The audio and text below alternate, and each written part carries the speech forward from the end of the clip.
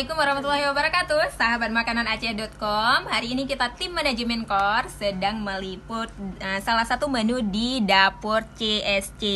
Nah, ini namanya mini quick kemamah ya.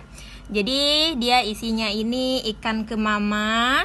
Yang merah-merah ini adalah campuran paprika. Ada paprika merah dan hijau ya. Kita cobain ya. Bagaimana rasanya? Bismillahirrahmanirrahim. Kayak makan siang jadinya. Jadi terasa sekali kemamahnya. Enak kali ya. Jadi terasa sekali kemamahnya. Betul-betul khas Acehnya dapet ya. Udah dulu, saya mau makan dulu. Bye.